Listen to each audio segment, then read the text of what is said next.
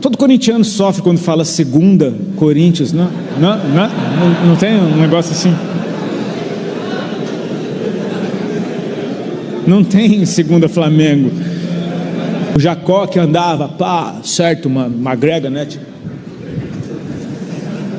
Jacó que andava assim, agora tá andando, bro. Tá manco. Sabe o que acontece? Foi humilhado. É o Salmo 23, o Senhor é meu pastor, nada me falta, deitar-me faz em verdes pastos, guia-me mansamente por águas tranquilas, guia-me pelas veredas da justiça por amor do seu nome. E de repente, ainda que eu ande no vale da sombra da morte. Como é que você foi parar num lugar desse, bicho? Tava tudo tão bem, cara. Essa é a nossa batalha. Tem um texto que eu queria ler, só para dar base. Foi algo que o apóstolo Paulo trouxe para nós, e é lindo isso daqui, porque o apóstolo Paulo está trazendo um tesouro maravilhoso para a igreja, através de uma experiência pessoal que ele teve, mas não foi uma experiência boa, não é uma delícia, não é um prazer, é uma experiência com Deus, que produz sim algo muito bom, mas não é muito confortável no momento, assim como foi aquele episódio de Jacó que a gente leu aqui antes. E esse texto está em, meu Deus do céu, não enxergo nada, 2 Coríntios, que é o tamanho da letra da Bíblia do cara, dá para ler daí, não dá? 2 Coríntios 12, a partir do verso 7. Todo corintiano sofre quando fala 2 Coríntios, não tem um negócio assim? Não tem segunda Flamengo.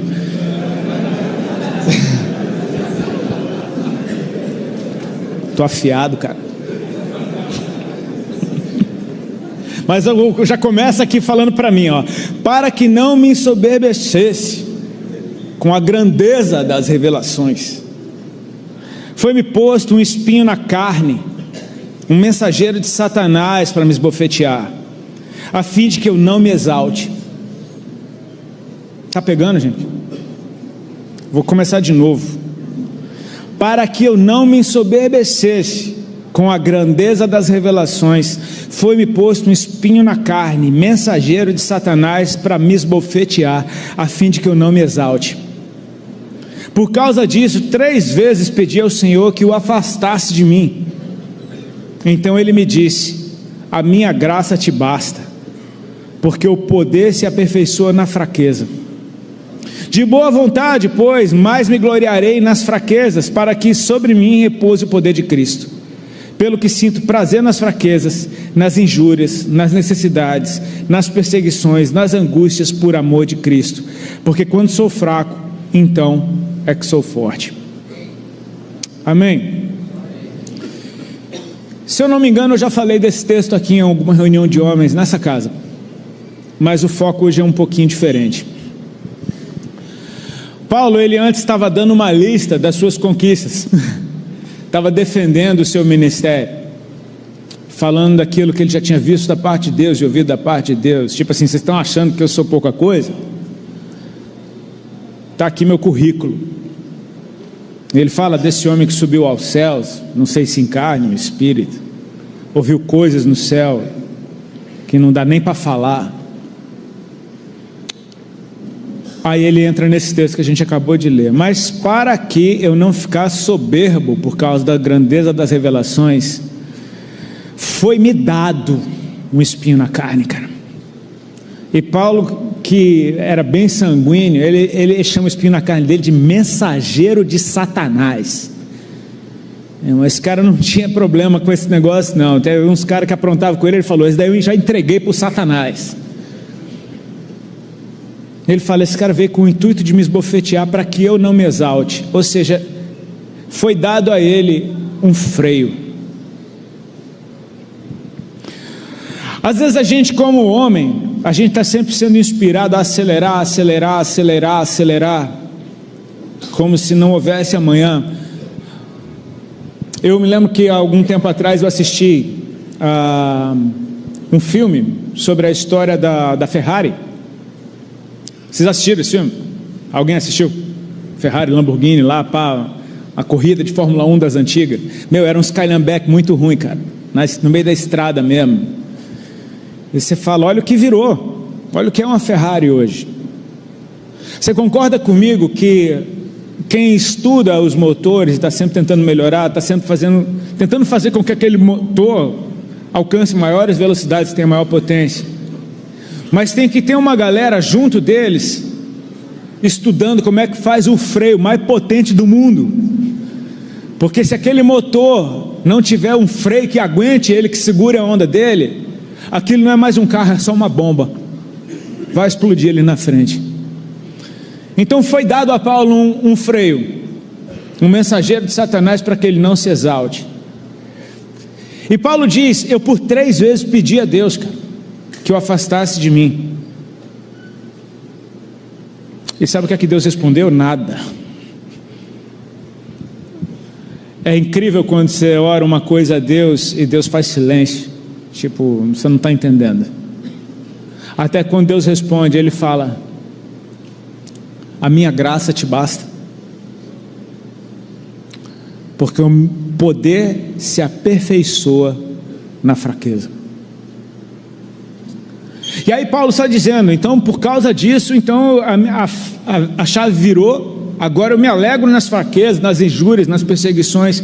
O que eu quero dizer com tudo isso é bom ser perseguido? Não. Ser injuriado, ser caluniado? Não. Sensações horríveis, cara. Eu tenho algumas memórias de momentos em que eu sofri apedrejamentos virtuais, que doem tanto quanto um apedrejamento natural, porque eles não atingem a carne, eles atingem a alma. Um apedrejamento natural, a sua carne sofre, mas um apedrejamento de palavras, de ódio, que tem o intuito de te destruir, de te matar, eles acertam em cheio a tua alma. Nada disso é prazeroso. Eu não consigo dizer, eu me glorio nesses momentos em que eu tomei pau. Mas acontece uma coisa poderosa quando você sofre esse tipo de dano. O que Deus está dizendo para Paulo não é que Deus se alegra na fraqueza de Paulo, mas é no que essa fraqueza vai produzir. Porque esse cara cheio de revelações, que subiu ao céu, que ouviu coisas de Deus que não pode nem contar para os outros, tinha alguma coisa na sua carne, e devia ser algo tão constrangedor, que ele não diz o que é, cara. A gente pode fazer conferência em cima de conferência para tentar definir o que era o espinho na carne de Paulo. A gente nem sabe. Ele está contando toda a sua vida, mas ele não conta o que é. Ou seja, era algo que ele não quis contar. E aí eu me pergunto, por que não? A única resposta que eu consigo encontrar é porque era humilhante. E aqui a gente vai chegando no cerne da questão. Eu não vou demorar, porque eu sei que amanhã vocês trabalham. A palavra que o Lipão pregou já me abençoou demais, e eu estou aqui só para edificar em cima de algo que o outro lançou um fundamento. Mas por causa da minha fraqueza, a minha fraqueza, ela significa uma área que eu não consigo vencer. Eu imagino que cada um aqui tem uma dessa. Aquela área que não interessa a grandeza da revelação, não interessa o nível de intimidade que você tem com Deus, não interessa o seu título, não interessa os anos de caminhada na fé, você simplesmente não consegue vencer. Sabe o que acontece quando você se toca disso? E você por 3 vezes, Paulo falou, por 3 vezes orei ao Senhor. Ele está sendo até querido, porque imagino que ele deve ter pedido por mais vezes para Deus, tira isso de mim. É algo que te humilha, cara. Certa vez eu ouvi de um sábio homem de Deus uma frase que mudou minha forma de enxergar a humilhação. Ele dizia assim: humildade não é você andar de cabeça baixa com uma roupa simples. Humildade, na verdade, ela é fruto de humilhação. Só é humilde quem já foi humilhado. Ou seja, por causa dessa fraqueza que te humilha, você se torna alguém humilde. E quando você se torna alguém humilde, Deus não resiste a você. Então o poder dele se aperfeiçoa naquele que não é nada. Aí a pergunta que eu te deixo é: você prefere tomar um pau de Deus ou tomar um pau das pessoas? Na onda dura pode falar essas coisas. Eu amei quando o Lipão falou que Deus veio e caiu na porrada com Jacó. Então eu estou de boa. Você prefere apanhar de Deus ou apanhar de gente? Cara, Deus é mais forte que gente. Amém? Mas Deus é misericordioso. Gente ou Deus podem te matar, tanto um quanto o outro. Sabe que quando Esaú, o irmão de Jacó, viu a trapaça que Jacó fez, o que ele aprontou, como ele roubou seu direito de primogenitura, quando ele roubou as bênçãos do seu pai, e não sobrou nada para ele, só sobrou maldição, ele falou: deixa meu pai morrer que eu vou matar esse cara. Ou seja, Jacó estava jurado de morte pelo seu irmão. E Jacó, quando está voltando para a terra deles, os mensageiros que foram na frente falaram: Esaú está vindo aí com uns 400 caras. Então o cara que te jurou de morte está vindo, adivinha para quê? Para fazer um carinho na tua cabeça. Ele vem para acabar com a tua raça. Eu entendo que Deus deu um cacete em Jacó antes, entendeu? É melhor tomar um cacete de Deus, velho. Porque o que Deus fizer contigo não é para te matar, mas é para matar quem você era, ao ponto de mudar até o seu nome. Tipo assim, cara, a verdade é: Jacó lutou com Deus, resistiu, mas ele morreu naquela luta. Jacó morreu naquela luta. Nasceu Israel. O Jacó que andava, certo, mano, magrega, né? Jacó que andava assim, agora está andando, bro. Está manco. Sabe o que acontece? Foi humilhado. Quando Esaú vê Jacó chegando, ele nem reconhece, porque fala: cara, esse não parece com aquele trapaceiro que eu tinha como irmão. Lá vem um cara manco, se ajoelhando e se prostrando diante dele, fala: cara, eu tenho que abraçar esse cara, porque a humildade constrange, cara. O rei Davi sabia muito bem disso. Davi teve uma vida quase exemplar, tirando atrocidades que ele cometeu no meio do caminho. Uma com a mulher do seu amigo, se deitou com a mulher de Urias. Enquanto ele lutava a guerra dele, ele se deitava com a mulher do cara. A mulher engravidou, ele tentou jogar o BO para o cara: traz ele de volta, vai dormir na tua casa. E o cara não dormiu em casa, até que ele bota um bilhetinho no bolso dele e fala: entrega para o general. E o bilhetinho estava: bota Urias na frente da batalha, onde tiver pior. Cara, o cara levou a sentença de morte dele no bolso, e ele morre. A outra foi o censo que Davi mandou fazer em Israel, e aquilo desagradou a Deus. E às vezes, quando essas coisas loucas ou ruins acontecem, elas causam um nó na nossa cabeça, porque a gente não sabe se foi Deus ou se foi o diabo. É ou não é? Tem certas coisas na nossa vida que a gente fica mais lutando para saber: foi o diabo ou foi Deus, velho?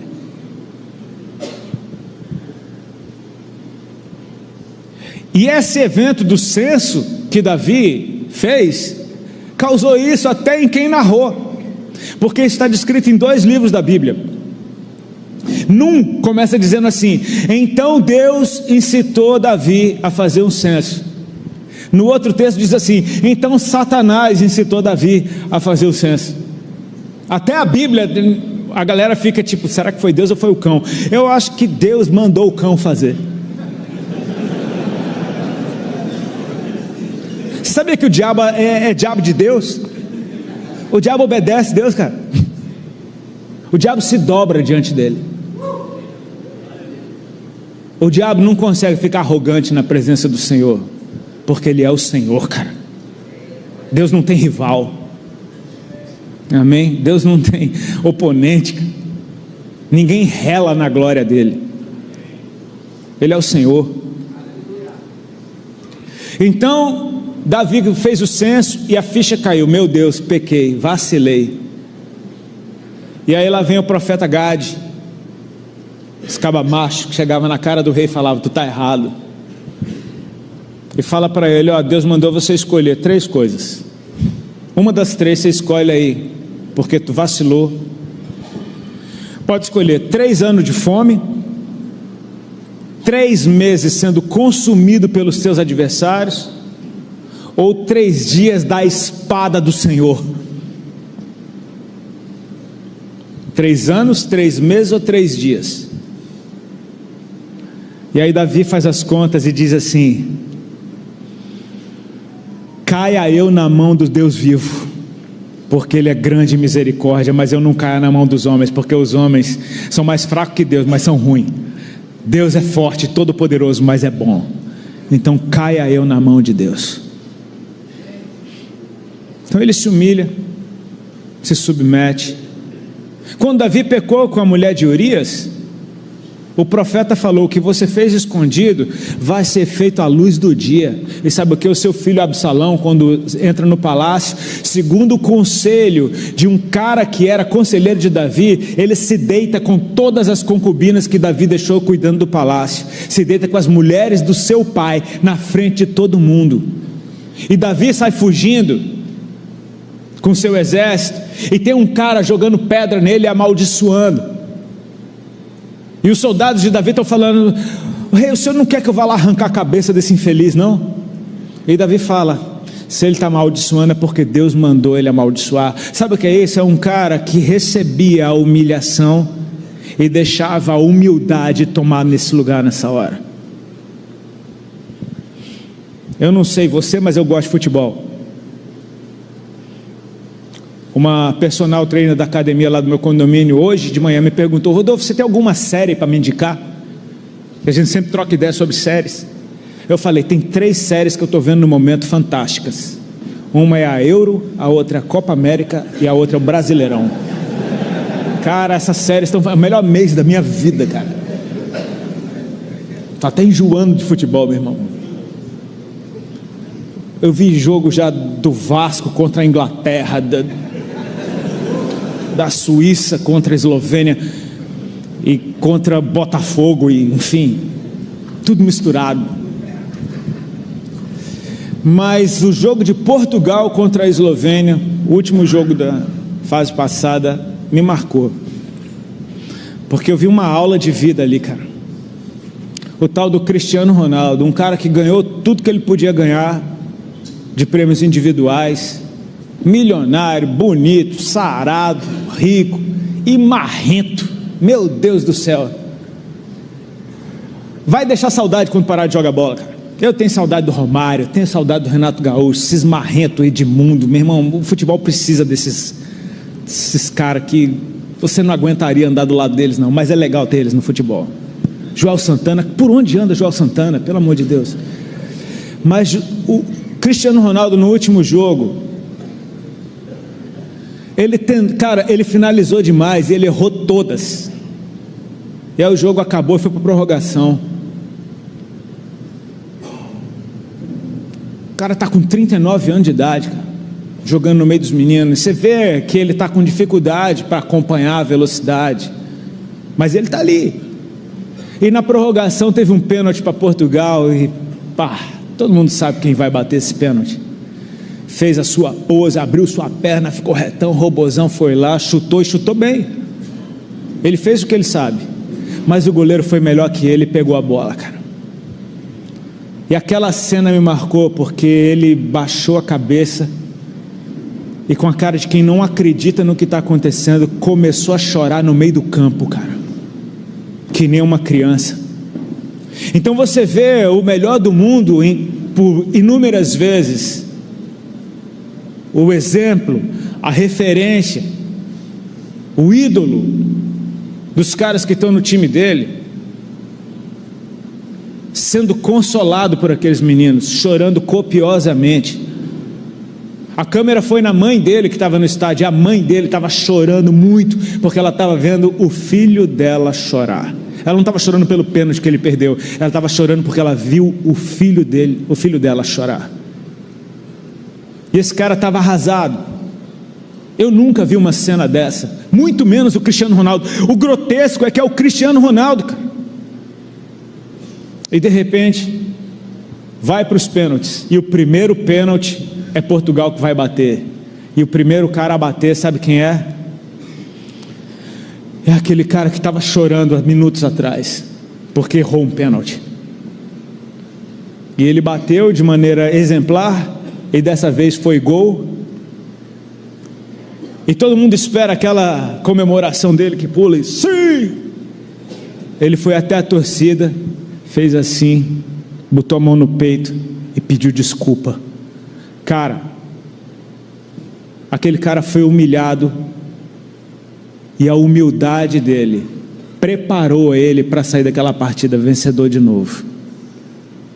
Aquilo para mim foi uma aula, porque eu sinto que Deus está fazendo isso com a gente nesse momento.